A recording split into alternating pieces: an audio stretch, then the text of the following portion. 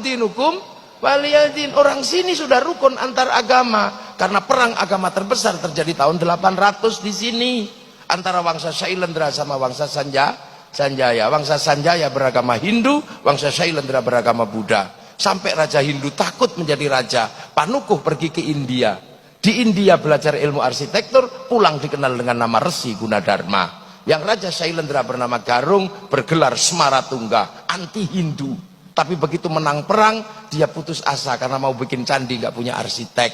Maka arsitek yang disuruh bangun adalah orang Hindu yang bernama Panukuh. Lahirlah candi Hindu, candi Buddha, nuansanya Hindu yang dikenal dengan Sambara Budura, Borobudur. Makanya kalau ada yang mengatakan Borobudur tinggalan Nabi Sulaiman, tertolak dengan teori itu. Kenapa? Karena Nabi Sulaiman berada di tempat yang namanya Ardul Muqaddasah, dan Ardul Muqaddasah bukan Sleman. Maka tidak usah sok Nabi Sulaiman dari Sleman.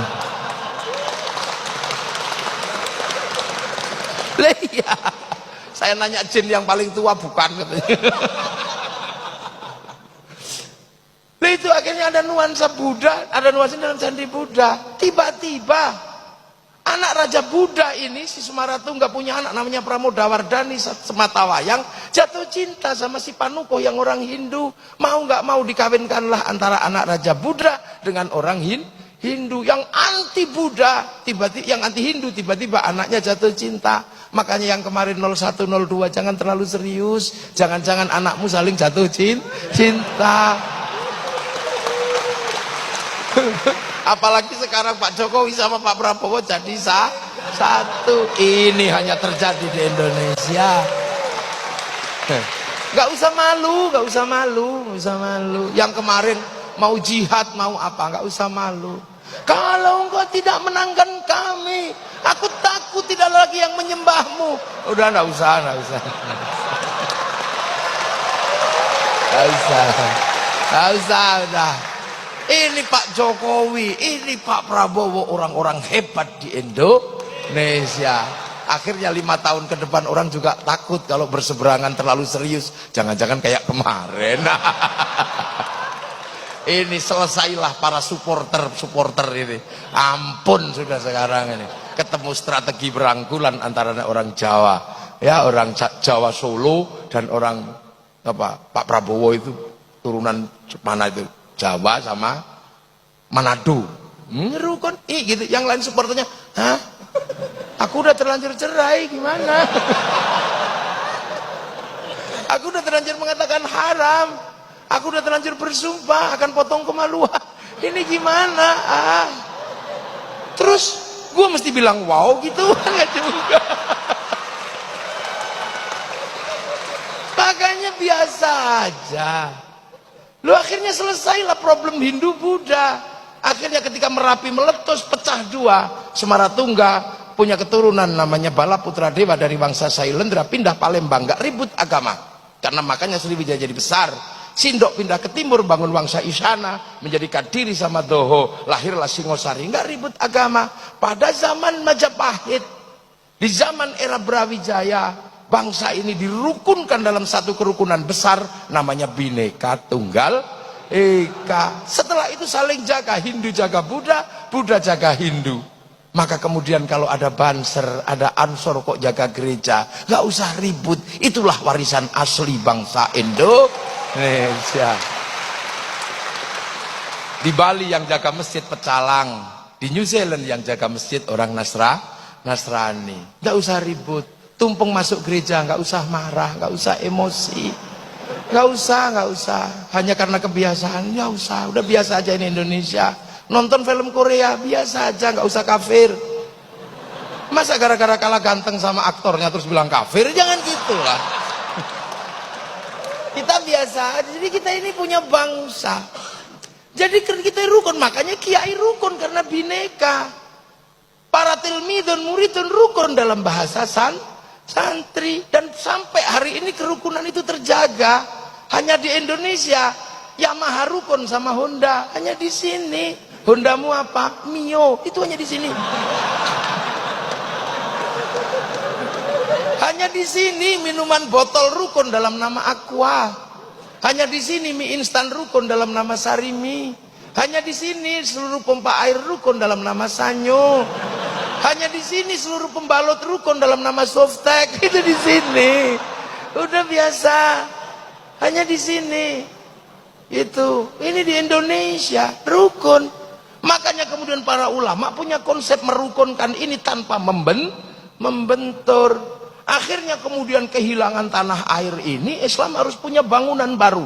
Maka lahirlah sebuah bangunan baru di mana raja dan hamba sebagai struktur yang disepakati di Nusantara mulai dibikin struktur kecil di tengah antara raja dan hamba. Struktur itu dikenal dengan nama musyarakah yang akhirnya menghasilkan bahasa masyarakat. Lah kalau sudah masyarakat, jangan raja, jangan hamba saling menindas, tapi hidup saling bertanggung jawab. Konsep hidup saling bertanggung jawab tawarannya adalah dari Rasulullah, kullukum ra'in wa kullukum mas'ulun an ra'iyati. Maka hidup bersama dalam musyarakah, orangnya disebut ra'iyah atau rakyat. Akhirnya raja dan hamba melebur dalam konsep ra'iyah. Dan satu-satunya bangsa muslim dunia yang sanggup mengambil kalimat Rasulullah untuk menyebut warga bangsanya dengan sebutan ra'iyah hanya ulama Indonesia. Nggak ada yang lain. Tapi ulama nggak marah, harus dihapus semua enggak. Yang kawulo masih boleh bilang kulo, yang hamba masih boleh bilang ambu, yang abdi masih boleh bilang abdi, yang sahaya masih boleh bilang saya, masih boleh. Jadi gitu. Lah terus kemudian ro'iyah kalau ngumpul, Al-Quran menjelaskan wasyawirhum fil amri, maka kemudian lahirlah konsep musyawarah. Nah kalau musyawarah jangan menang-menangan sendiri. Al-Quran mengajarkan tafassahu fil majalis wafsahu yafsakhillah. Maka ruang musyawarah namanya majelis. Ngangkat pemimpin standarnya wasi'a kursiyus samawat, maka kedudukan pemimpin disebut kursi. Sunan Ampel nata ini semua. Datuk Ribandang dikirim ke Sulawesi, Aryo Abdillah dikirim ke Palembang, Hatib Dayan dikirim ke Kalimantan. Lahirlah sistem ro'iyah, sistem musyarakah. Kemudian ini bersatu, Belanda datang, dilawan secara bersama-sama. Belanda pergi, daerah yang merupakan konsep para wali bersatu dalam sebuah nama wilayah. Artinya al-wali meninggalkan wilayah, dan wilayah itu dinamakan Negara Kesatuan Republik Indonesia.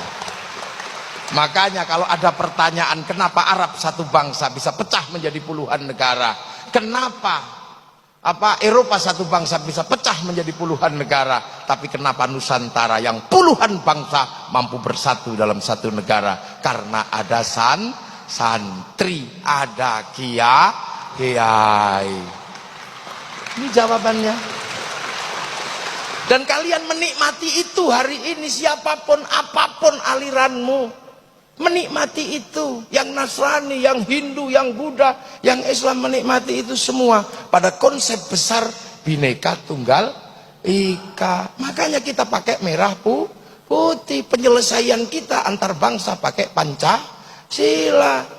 Makanya jangan kau bawa sistem penyelesaian bangsa lain menggunakan dibawa ke sini. Perdebatan penyelesaian bangsa setelah Bung Karno, zaman Balai Pustaka, apakah akan diselesaikan dengan cara Eropa? Tidak bisa. Lahirlah sebuah novel yang kemudian dikasih judul Salah Asuhan. Apakah akan diselesaikan dengan cara Arab? Tidak bisa. Lahirlah novel di bawah lindungan Ka'bah. Apakah akan diselesaikan dengan cara Indonesia full? Tidak bisa. Kenapa? Lahirlah novel namanya Siti Nurbaya. Apakah akan diselesaikan dengan cara Belanda? Lahir tenggelamnya kapal Van der Wijk. Apakah mau diselesaikan dengan itu? Nah sekarang banyak yang menganggap bangsa ini sakit. Tiba-tiba membawa penyelesaian dengan cara dari luar. Makanya aneh. Membawa Hizbut Tahrir ke Indonesia. Itu aneh. Hizbut Tahrir didirikan oleh Taqiyuddin An-Nabhani untuk menjadi problem solvingnya bangsa Filistin, dan itu gagal di Filistin. Maka kenapa kau bawa produk gagal masuk ke Indonesia? Jangan.